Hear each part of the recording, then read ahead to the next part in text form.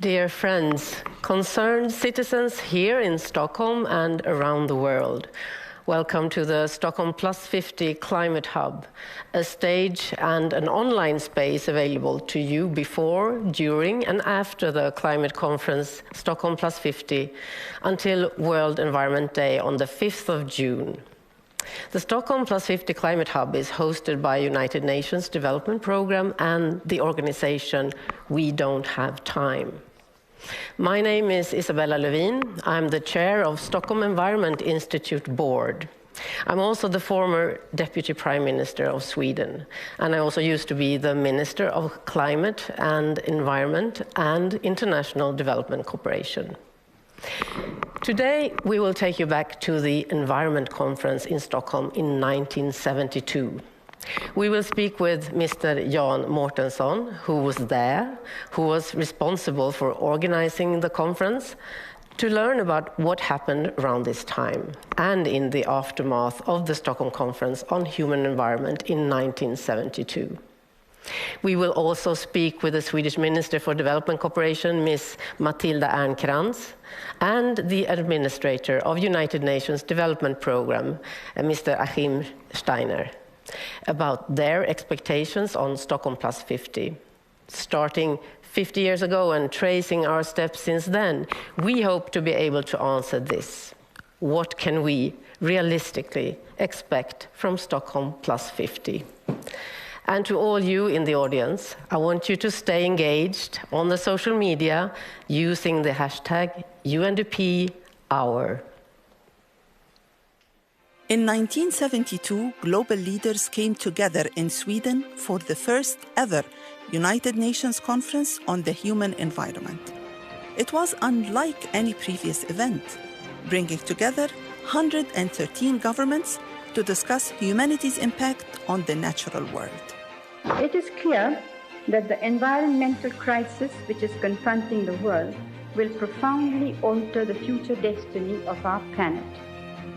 No one amongst us, whatever our status, strength or circumstance, can remain unaffected. The human environment will always change. Development will continue. There will be growth. This cannot and should not be avoided. The decisive question is in which direction we will develop, by what means we will grow, which qualities we want to achieve, and what values we wish to guide our future. I think the lasting message of the Stockholm Conference will be the realization that man has come to one of those seminal points in his history where his own activities are the principal determinants of his own future. Now, 50 years after that Stockholm meeting, we face a triple planetary crisis of climate change, pollution, and biodiversity loss, as well as other planetary ills that are affecting our current and future well-being. This triple crisis is our number one existential threat, and we need an urgent all-out effort to turn things around. An unhealthy planet threatens human health, prosperity, equality, and peace, as we have seen only too clearly in COVID-19. It also threatens the achievement of SDGs. In this moment of truth, we need to urgently work to transform our economies and societies. The science is clear. The solutions are known. We need whole-of-society action for a whole-of-society problem. We know it can be done. The world came together to fix the ozone layer, phase out leaded fuel, and stop endangered species from going extinct. With this in mind, the UN General Assembly has decided to convene an international meeting entitled Stockholm+50, a healthy planet for the prosperity of all, our responsibility, our opportunity. It will be held in Stockholm, Sweden, from the 2nd till the 3rd of June 2022. It will commemorate the 50 years since that 1972 watershed moment when the environment took center stage for the first time. There is only one Earth, and the stakes have never been higher. Join us. Following these sounds and images from the 1972 Stockholm Conference, it's now my pleasure to welcome to the stage someone who has been there. In fact, our guest now is the person who had an almost impossible mission to make this groundbreaking conference happen and to make it a success. Ambassador Jan Mårtensson has had a long career as a diplomat, both on the Swedish and international arena. Among other things, he was the UN Undersecretary for Disarmament, Director General of UN European Office in Geneva, and Undersecretary for Human Rights. And we will also be speaking to him today because he was the Secretary General of the Swedish National Committee for the Stockholm Conference 1972, with an overall responsibility for planning and carrying out the conference. So I'll move over to you, Ambassador Mårtensson. Thank you. Such a pleasure to have you here, and I'd like to start with a very basic question. How did it happen that you came to lead on creating this historical conference? Do you really want to know? Yes, I do. No, I had a good friend who was Minister of Agriculture, Ingemar Bengtsson, at the time, and he was later on the chairman and president of the Stockholm Conference. And he asked me once at a dinner, he said, I'm going to have a very big thing, a very big conference in Stockholm. The government says it will be too big, and the Minister of Finance said, oh, it's too expensive, but I'll have it. Can you assist me? And then he said, I don't care what you do.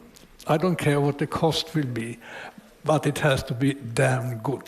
That was almost the only instructions I got. Mm-hmm. And I established a national committee in order to bring in the entire Swedish society, political parties, trade unions, etc. And I asked the world-famous Swedish opera singer, Birgit Nilsson, to sing at the opening of the conference, because I thought that should take place at the Royal Opera.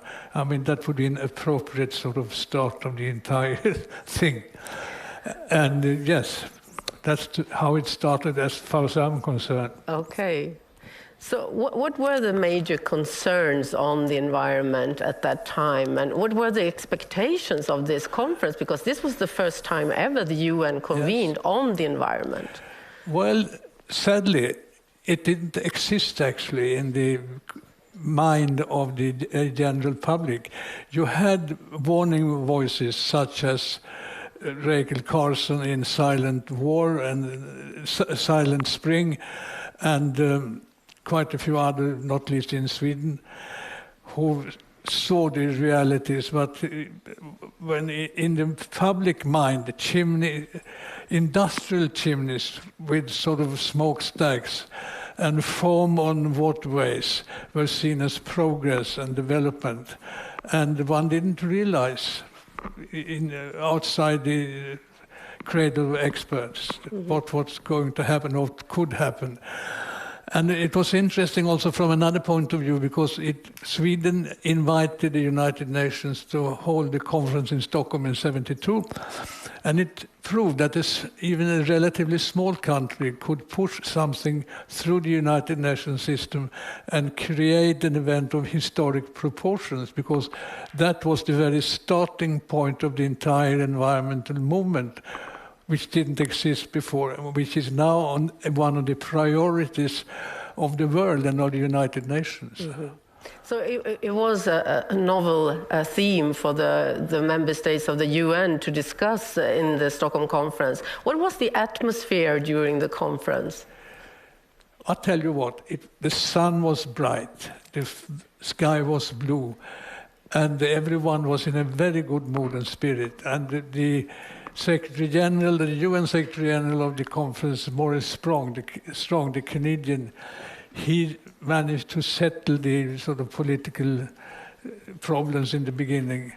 And we had, for instance, in order to show that this was an environmental conference, I arranged for hundreds of white bicycles to be spread all over Stockholm, to be used by anyone, just occasionally. And Maurice Strong and I were bicycling on white bicycles on the front page of Herald Tribune. So, I mean, we made a point. It's an environmental conference. Okay. Was it all sunshine and everyone happy? Yes. Or were there some kind of controversy as well during the conference? Well, there were problems in the sense that developing countries feared that it was a ploy by the developed countries in order to stop the competitiveness and the development. And the developed countries thought that this could be a danger in restricting our industries and so on and so forth. But that was settled. But the main problem was the Soviet Union and the Eastern Bloc, because they wanted to get East Germany invited, but the problem was that East Germany wasn't a member of UN, so they thought they could get East Germany in through the back door. Mm-hmm.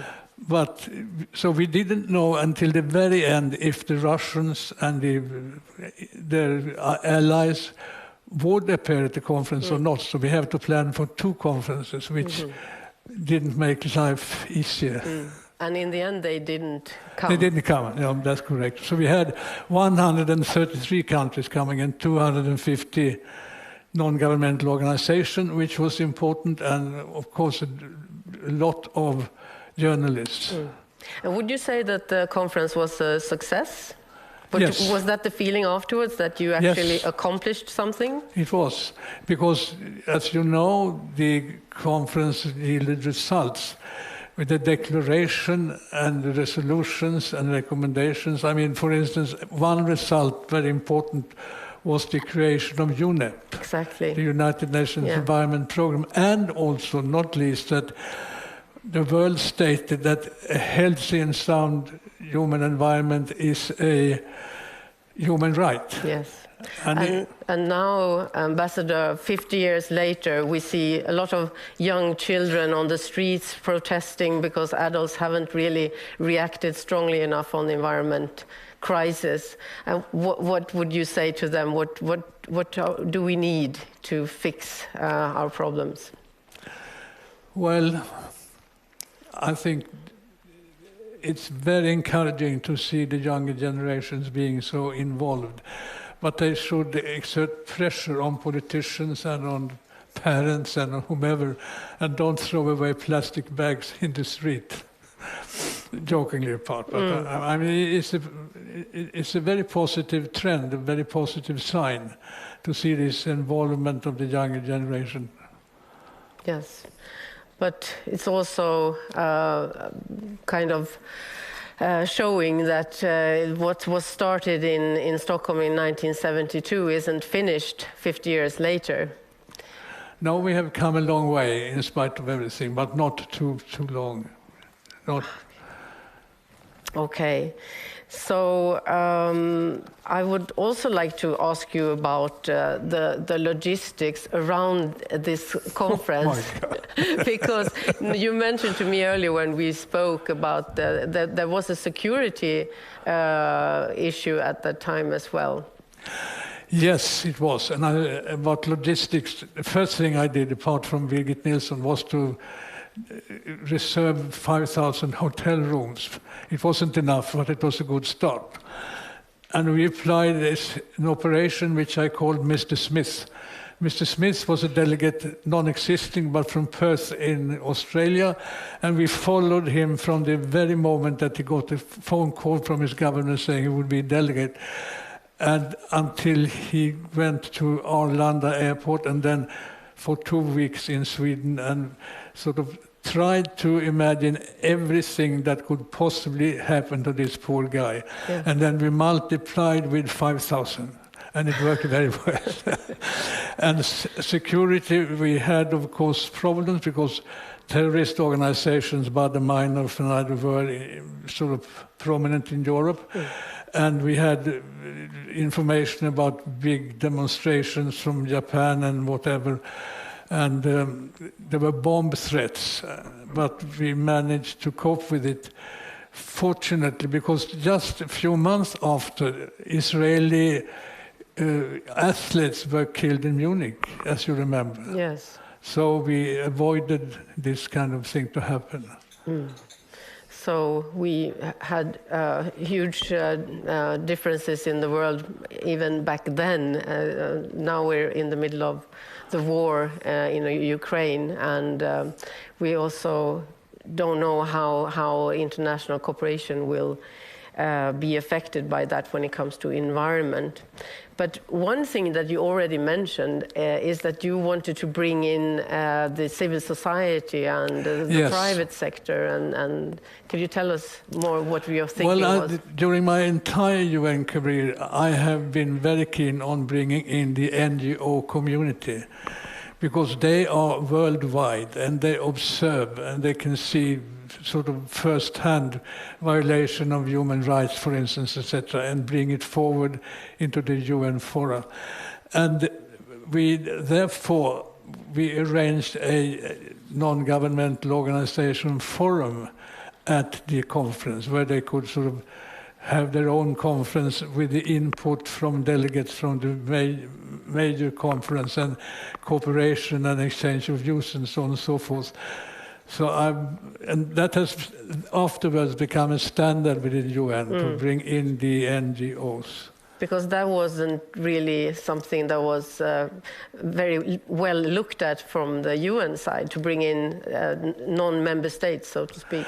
Oh no, I mean, some member states wasn't too keen on having the public to participate in decisions. So they say UN is an organization of states, not for odd kind of non-governmental organizations, because they were afraid of the NGOs bringing in controversial material in the discussions, because if they were accredited to the ECOSOC, they could participate in conferences. So you were a pioneer there in that sense. Well, I don't know. Yeah. Anyway, I still believe that the NGOs play a very important role. Absolutely. And were there also NGOs and other civil society participants from other countries coming to Stockholm at that time? Oh yes, 250. Wow. And we also arranged a less formal side conference for young people outside, where they could have scenes and microphones and play guitar and do whatever, and have their own sort of conference, which they was appreciated by the participants. And we had, for instance, sort of things happening. I got a call from Arlanda Airport, the police, saying that we have a group of Indians from Canada, and they have a buffalo hide, and they have something written on it, and they said, we don't need passports because we own the globe, the earth, and shall we kick them out? There's a lot of journalists and photographs. And I said, let them in, I take the responsibility. And they came very peacefully, and they participated, and they went back home. So, I mean, there were all kinds of little events were taking place. That's beautiful. I wonder if that would be possible today, to come with a buffalo hide and say, well, I'm a global citizen, I can come into your country. Yes, you have to be, well, I think one thing when you organize such a big event, you have to be pragmatic. Yes. And not to be sort of looking into the tunnel saying, we can't do this, it has not been done. And you say, okay, we'll fix it. And everything went well. And there was a war going on at that time too in Vietnam. And yes. There was talk about napalm and being an ecocide. At the opening ceremony, we had Robert McNamara in the South Vietnamese delegation, and we had Israelis, Arabs, and all kinds of conflict possibilities, while we sort of took care of it. And you did very well. So thank you so much, Ambassador Jan Mårtensson, for accepting the invitation and coming here and sharing your memories and your experiences. Thank you. But allow me to make a quote from one of my favorite American writers, Mark Twain, yes. Because I think that's something to be remembered. He said that the history of mankind is a deplorable episode on one of the minor planets. There is only one Earth, okay? Well, I think we're a really important exception in that black space. But thank you so much, Jan Mortensson, for coming here. You're welcome. We will move to the next talk with some voices around the world, talking directly to world leaders and urging them to take action to save our planet, to save lives and livelihoods. Starting last year during COP26, UNDP created a platform for people from all over the world to address world leaders directly, voice their concerns about climate change and urge them to take action. This was an immediate success. Dear World Leaders received submissions from over 70 countries in 28 languages. Recently, it even won the Webby Award, an international award honoring excellence on the internet in the activism category. So let's have a glimpse on some of the messages sent, starting with the words, Dear World Leaders. Dear World Leaders, you've been driving the boat for a while now, and we're running out of time. Climate is not changing.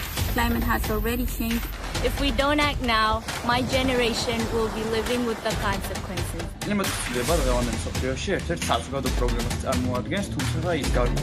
makes me feel restless that that's the reality we're living in today. We've had increasing amount of wildfires in the summer. When I was little, this never really happened. The heavy rainfall caused a series of flash floods and landslides. Schools closed during peak pollution days. Air pollution has become part of life here. Shifting seasons cause heavy rain in one area or drought in another. Мы замечаем, что во многих регионах страны наступила засуха и остро не хватает воды.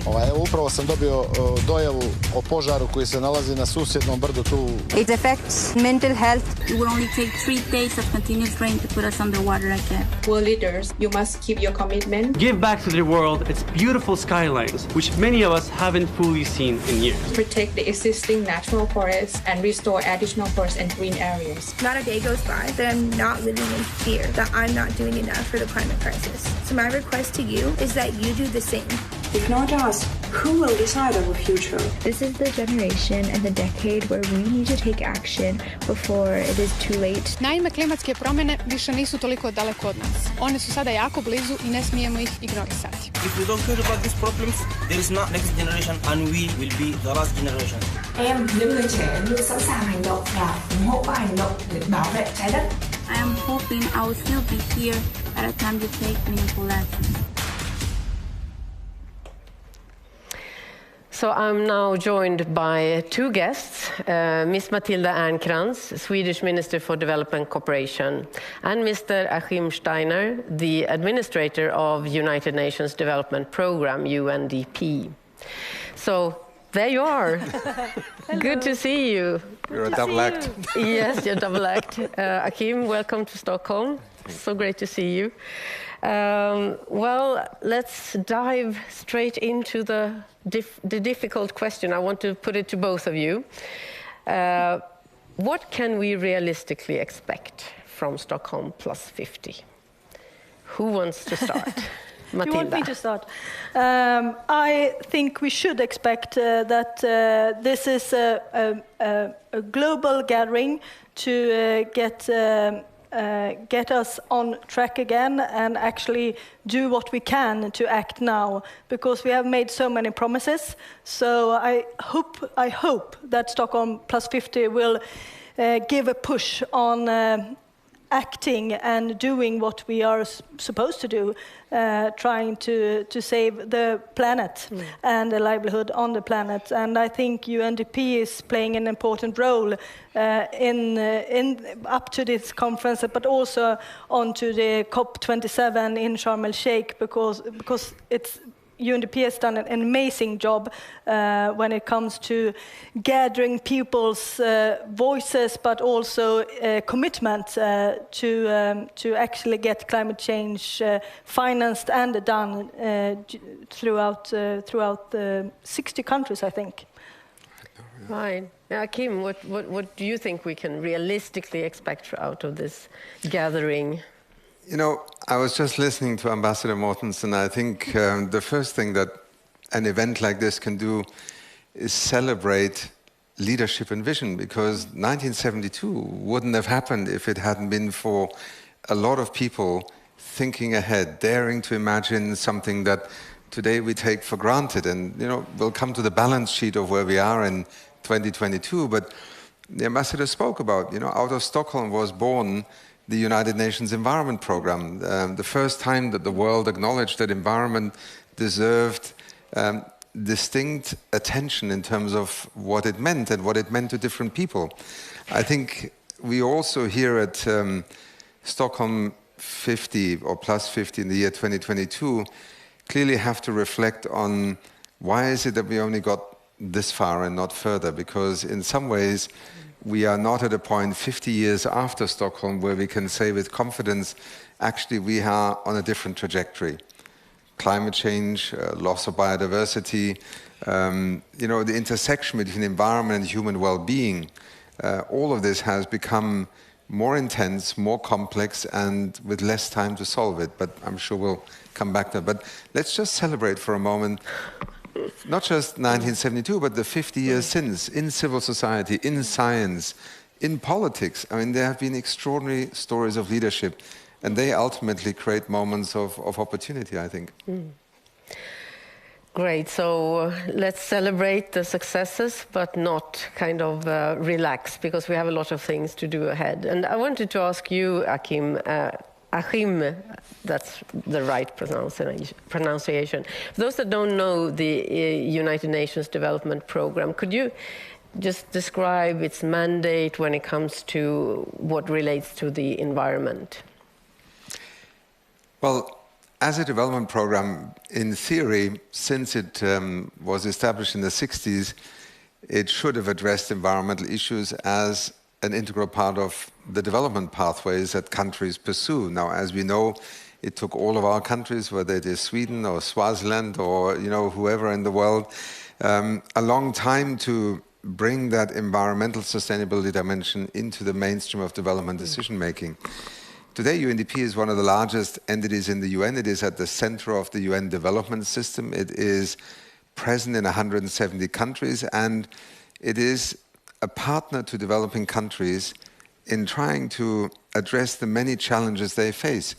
They need to create access to electricity, but they're also expected to create a low-carbon development path. They're supposed to combat poverty, but you also have to make sure that citizens in urban areas don't run out of water. We live in a very complex world where climate change and the environmental change phenomena have come on top of some of the things that we considered basic development priorities in the 60s and 70s.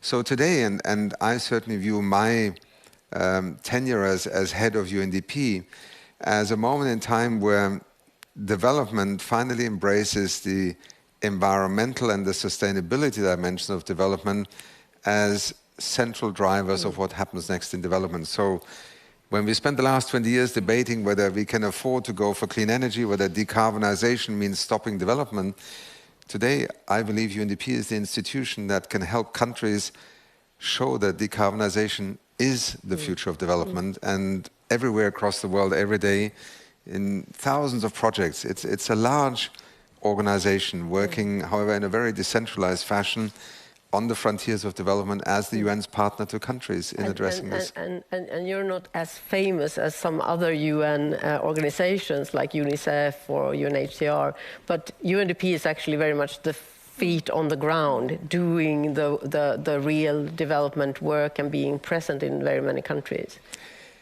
Certainly, I mean, we are a UN family, and some of you know that I once had the privilege of leading UNEP, the United Nations Environment Program, and to me it is, it's in a sense a perfect transition. UNEP has been at the forefront of helping the world understand what science was telling us, creating the platforms for acting together on, for example, the ozone layer, the Vienna Convention, the Montreal Protocol, and the many treaties and agreements since, and helping countries to also explore what is an environmental sustainability agenda for a country. But UNDP is very much the organization that works right next to where, in a sense, intent becomes action. So it is the operationalization of much of what Stockholm 1972 and hopefully Stockholm 2022, the Paris Agreement, but also issues such as poverty, inequality, gender, the emergence of digital possibilities. UNDP is an institution that tries to help governments not address environment on Monday as if that was an issue for Monday and then, gender equity on Tuesday. Every government, as you know better than I do, every day has to deal with the complexity of development choices. We are the organization that tries to connect, human ingenuity, global best practice, and a very continuous partnership with where every day millions of people have to invent the future again and again. Great, and that is really, really needed. And we also need countries that are active and take an active role for sustainable development. And Matilda, what can we do as countries and donors and partners in order to ensure a healthy environment for all? Well, what is the role of Sweden? Yeah, but I think you need countries and governments who are very decisive on the climate agenda. And the Swedish government, we are prioritizing this. We say that we will double our climate funding. We are just today, and then because it's a UN conference here, Stockholm+50, we have also highlighted that we will increase our funding when it comes to the strategic work when it comes to environment, climate and biodiversity, and we are doubling our finances to the Green Fund, Global Green Fund. So I think that's showing leadership, but this is not something that sort of one country or one government can do on their own. I think everybody needs to chip in. The civil society, private sector, other countries, and that's also why I think it's so important with Stockholm+50, because it also shows that this is something that we believe in, the multilateralism, that we need to act together, and that we are at the sort of Swedish development cooperation, we can do our part, but that's a part of a bigger solution that that every actor need to sign on. And I think listening to UNDP, I think it's important to show what important work the UN organization, what important role they play, and when it comes, because it's difficult, you need to handle complex materials and different kinds of crises and challenges, and often we are very good at talking about challenges and crises. But I also want to talk about sort of the positive agenda that lies within transforming our societies to a more greener and fairer societies, and I think Stockholm+50 is also, as the ambassador John Mortensen said, it's also a time to reflect on, of course, what challenges we have ahead of us, but also what we have achieved. And I think, and Ashim also touched upon it. I think if you look upon all the fights that have been fought and actually won, and now there are so many more who actually see that it's economical, profitable to invest in sustainable solutions. And I think that's an important work that UNDP has done up to Stockholm+50 and onwards. And it was Swedish government to also fund that and gave that sort of mission to UNDP to work with 60 countries and helping them to support them as partners on finding the right ways to find finance and it's happening now to actually transform their societies in a more sustainable way. It's not only environmentally right, it's also economically a good choice. So it's also sort of, I also want to sort of celebrate and highlight all the positive things that also being done throughout the world, even though I know the challenges are massive. Yes. No, but that's right. There's a lot of positive change going on around the world. But still, in hindsight, we've seen 50 years of international development cooperation, 50 years of environmental conventions, etc. And still we are here we still have poverty, inequality, we still have huge environmental problems.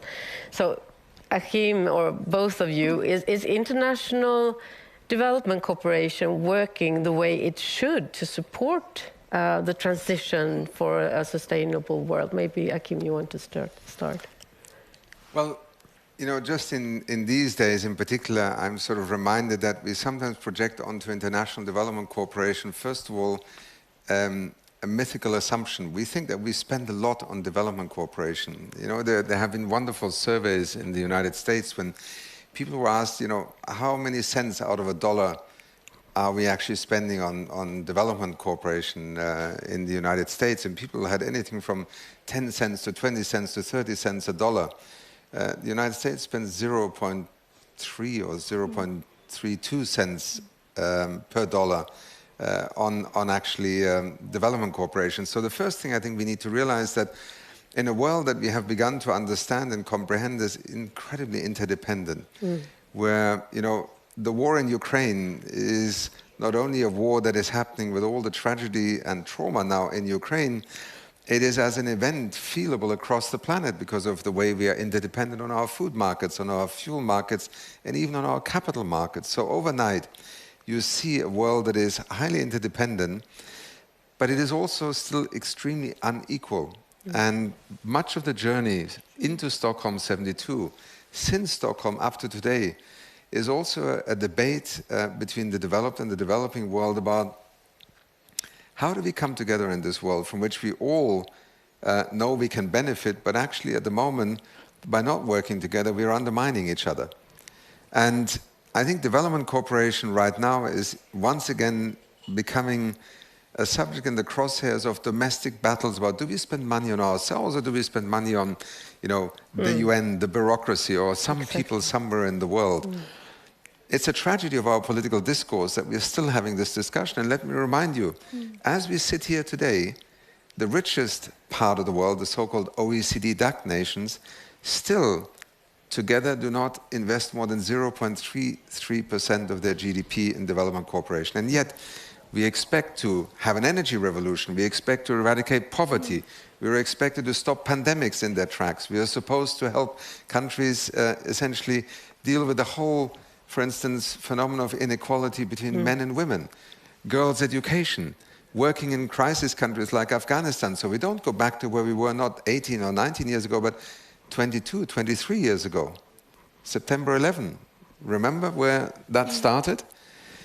But, we are completely underfunding that system that we expect to carry the world. And I often say the Secretary General's regular budget for the Secretary of the United Nations is just a little bit more than New York citizens pay for their fire department.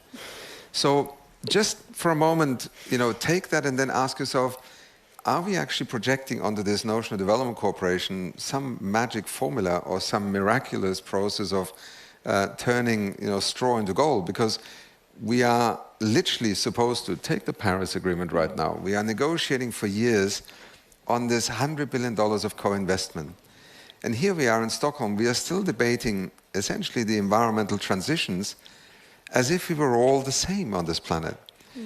And what may surprise some people is that the developing world spends hundreds of billions already today on investing in renewable energy. But the perception is that in asking the richer part of the world to invest 100 billion, they have to somehow do the upfront payment as charity. And this is what is going wrong in our economics of environmental and sustainability discourse and development cooperation. Nature conservation is the same. Some of the loudest critics in developed countries when they speak about loss of biodiversity in the global south have no idea that there are many countries across the world that have dedicated up to a third of their country to conservation-led land use. And they are paying the bill for that. First of all, in terms of foregoing the use of the land, but secondly, struggling to put the rangers in place, the infrastructure to protect wildlife. And yet in the Biodiversity Convention, we still somehow come to the conclusion that any request to share the costs of this global heritage is an unreasonable request. I know money is not something we like to talk about, and it's not all about money. But to pretend that you can ask people who are poor, who are in this moment, particularly right now, facing fiscal deficits that are almost leading them to bankruptcy after the pandemic, to step up on the climate agenda, to step up on the sustainability agenda without sharing and co-investing is asking the impossible. So I think we do need to take the discussion about development cooperation forward. I think it is a very different era. This is not the era of development aid anymore. No. It is an era of development cooperation so that together we can make the transition to a low-carbon economy, to a more sustainable green economy, a more inclusive global economy. Thank you for framing all of that, Achim, and you really pointed to some very key messages that we're all interdependent, and it's not about charity. But Sweden is one of the countries that really stand up for 1% of GDP going to development cooperation. And we've done that for a long time. I don't see any big protests against that, although there's some differences in opinion on that even in Sweden. But I think more countries would follow us, but they don't. Why do you say, Matilda? No, but I'd like to start off by saying, sort of, if you in sort of the international society, everybody looks upon Sweden and know that we carry a big leadership, and I'm proud of that. We've done that for many years, and we will stick to that. But I must say that it's not something that you can take for granted. Look in Sweden, the two biggest opposition parties, they don't stick to that Sweden should continue to use 1% out of GNI to development cooperation. So it's not something, in my point of view, that you can take for granted. And also we need in Sweden to get Swedish voters and Swedish citizens, more of Swedish citizens, to actually say, yes, we want to be, we want to do this. We want to use our public money to international solidarity. More people in Sweden need to raise their voices and say that this is what we want to do, and also hopefully use their right to vote in that direction. But saying that, I think what we are touching upon here is absolutely crucial, because it's only 3 countries in the world who actually give 1%, Sweden, Norway and Luxembourg, and a lot of countries don't even reach UN's goal of 0.7. So, and the needs are so much bigger than sort of the budget for development cooperation actually can embrace. So, of course, from the Swedish perspective, we are working a lot with trying to find ways to use our development cooperation money as a catalyst to bring in other private money because it's necessary. And we're doing a lot of work to get other countries to use more of their money because there are rich countries who could provide more and reach the UN target. But I think, as I also said before, that development cooperation money and engagement, it's one part of trying to put the world in another more sustainable direction. But it's only one part. There are a lot of actors that need to step in. And that was my next question, actually. So, I mean, what can we do more? Even if all countries would provide 1% of GDP, would that be enough? Probably not. I mean, but we would be in a much better place. Absolutely. What more would we need in order to kind of live up to the environmental conventions and really meet all the challenges that we have? Some connected to poverty, but others are also very much present in rich countries, to be honest. So what's your take on that? What can we do more? Well, as I said, I think we can do more to actually sort of use the money to attract also private money, because that's will get us much further. But then of course sort of the developed countries, they need to take their responsibility to actually reduce the emissions and use the technique and new research and so on to form more sustainable societies. And we also need to take the responsibility to stick to what we have promised the developing countries, and they need access to finance and to finance for adaptation, as well as financing more maybe for adaptation nowadays. And that's something that me myself have worked with for many years, also with you. And I think Sweden, we need to keep on pushing for that kind of leadership. But I think we all need to realize that we are facing a lot of challenges, and that will affect us. But as I said, I think there is a positive agenda in this, that we will live better lives in a more sustainable world. And being Swedes, we know how to do change. We have taken Sweden from a very poor country to a welfare state, and now we can show that we can take the next step. But we need to do it fair and just, so everybody can actually come along in this transformation. It's not easy, but we need to believe it can be done. At least I need to believe that. But that's true. We have a good narrative in Sweden, going from an agricultural, very poor country some 100 years ago, 120 years ago, until here. So it is possible with a change. But Achim, what's your view on what do we need? What do we have to do more in order to see real results and real change? Is it about the narrative? Is it about the money? Is it about more conventions without... I think probably a lot of people would argue no more. Well, that's always welcome, yes.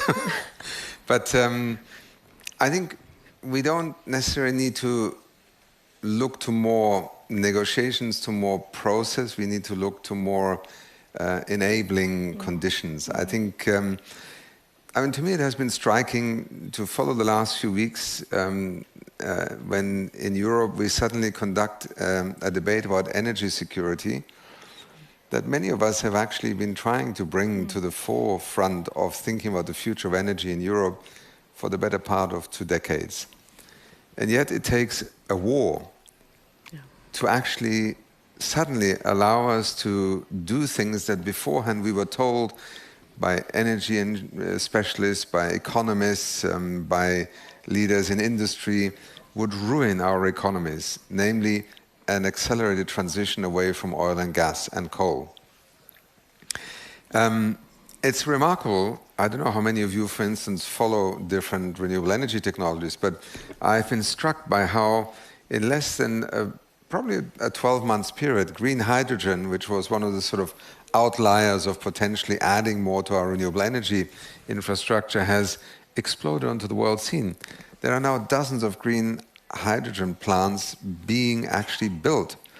And one that I listened to in the last few weeks with astonishment is a $10 billion investment in a green hydrogen production facility in Namibia that could be already producing hydrogen maybe in 3 to 4 years from now.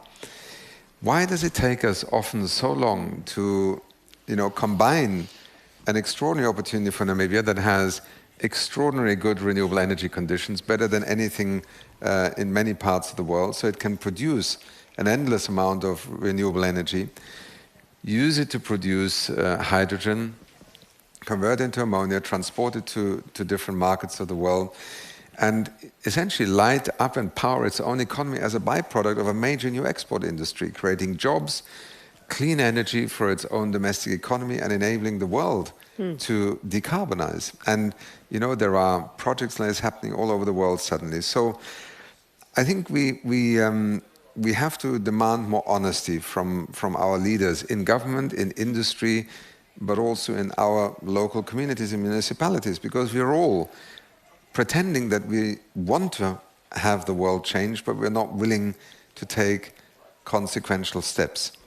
Now, some of that has to do also with economics. I think there is a very significant role, and where countries such as Sweden, I think, have also a very pioneering role. Regulatory frameworks change the way that we act as consumers, as producers, as investors.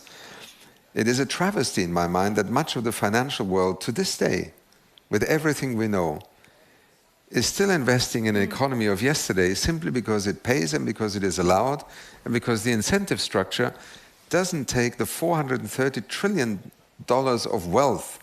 That's actually the amount of money we have in the world today, to invest in something as simple as switching from oil and gas to solar, wind, geothermal, green hydrogen.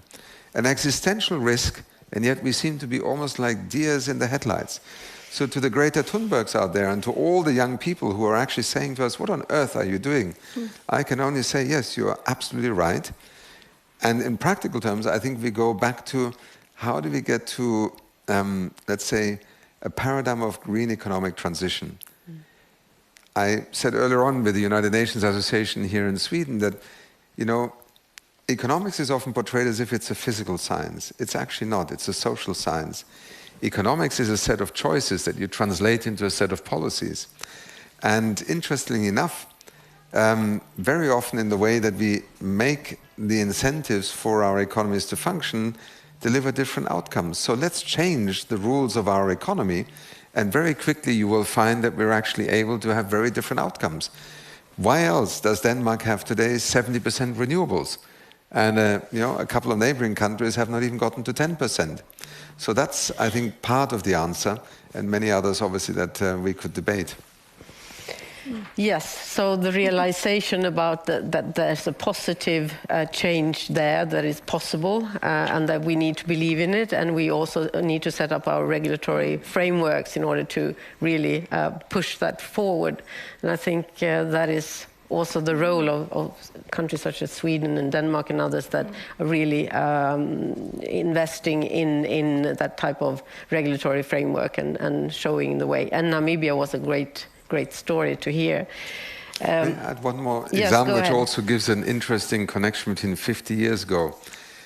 Stockholm was also famous because of Indira Gandhi and the way that she brought, let's say, the face of poverty as part of the debate about how you think about the future in sustainability terms.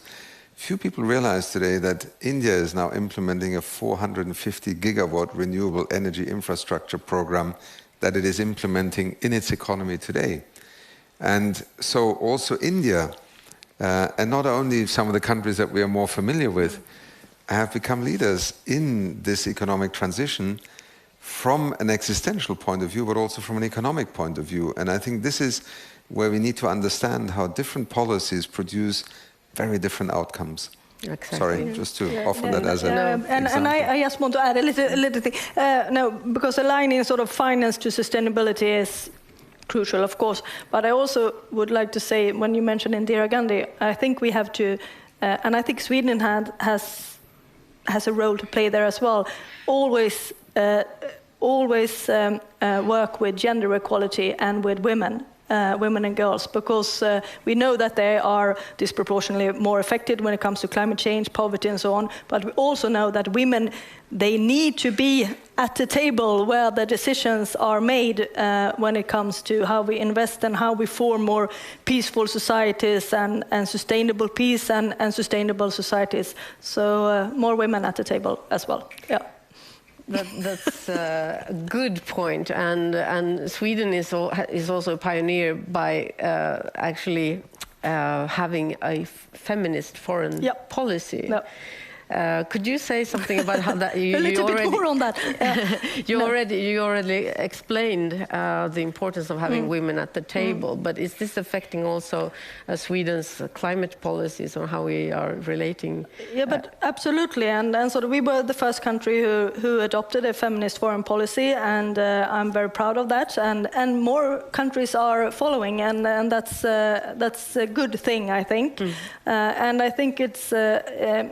You just look at how the reality women are more disproportionately affected by climate change and poverty and so on. But we also know that if we empower women, that is the best way to fight poverty. And we also know that women can do more, but they can't get access to finance. So this is something that needs to be changed, and we are working with this constantly in our feminist foreign policy and development cooperation. But of course, here we can do a lot more. But also, if you look upon sort of a lot of our development cooperation work is channeled through sort of a geographical development cooperation, and look upon the sort of the African strategy that we got. I think 80% or something out of everything we do in Africa has a gender target what we are doing. So so absolutely, this is important for Sweden. It's a part of our feminist foreign policy, and I think, and I'm proud that we were the first country, but I'm also proud that other countries are following us. But that's also with Agenda 2030 that you see that all the targets are interlinked and they can actually also enhance each other. But Akim, you were asked on your expectations earlier on for Stockholm+50, and then you answered, and you said very eloquently that the time for incrementalism in an era of transformation is a hindrance. In plain English, could you explain what this means? Incrementalism is essentially a way of saying that you believe little steps and lots of them over a long time is enough, and clearly it isn't. On many of the things that we consider to be a danger to human well-being, to our future, we are running out of time. So I think Stockholm+50 must also be a moment where we go from the incremental steps of creating consensus in our societies, getting some leaders in industry to finally lead on some issues, to real scalable systemic change. And I'll give you a very small illustration. And it doesn't always have to be immediately clear how you will do it. In our new strategic plan in UNDP, and I'm very grateful to the member states that they allowed us that license, I said to our teams around the world, and I said to member states, if we really consider climate change to be an existential threat, how can the development program of the United Nations spend the next 4 years finding a few projects in which we're going to put some more photovoltaic panels into action? And we must make the issue of climate change a central responsibility of UNDP. So we now have in our strategic plan the almost impossible aspiration to help 500 million people over the next 4 years to gain access to clean and affordable energy. We don't know yet how we're going to do this, but I think it is the only right thing to do, which is to say nothing that we do in UNDP from here on onwards can ignore the threat of climate change, and therefore we must think of the impossible. And some might call it a moonshot, others might call it delusional. I call it taking responsibility in an institution that is one of the largest in the UN, one of the largest in the world of development cooperation. If we are not willing to commit to a totally different, non-incremental approach to this, how can we ask anyone else to do it? Great. Time is running out. I have just one last question to both of you, and you must answer very, very shortly. What would you like to say to young people, children that are watching us right now? Do you have a message for them? That they are absolutely crucial. Every generation need to have the spirit and the fight for a more sustainable future, and everything we do for them, and they are the ones who push us ahead, and we need that push. It's the adults we are responsible for now. We need to do our part, but we need the young people to push us harder. Thank you. Achim. I agree. Believe in the power of one, and above all, believe in the fact that there is millions like you out there who, if you can connect with them, you can actually change what happens next in the world. We've seen it, and I think all of us are hoping that our young people will be back out on the streets, but also on stages, in television cameras, in stadia, in newspapers, and doing what they actually are entitled to do, which is to say, don't sell us a future that is not credible anymore, and take responsibility. And I think it'll make us all get up in the morning with, first more pressure, but also more motivation. Thank you so much, both Minister Krantz and Administrator Steiner, and thank you so much for this interesting talk. I think I will stand up now for the final words and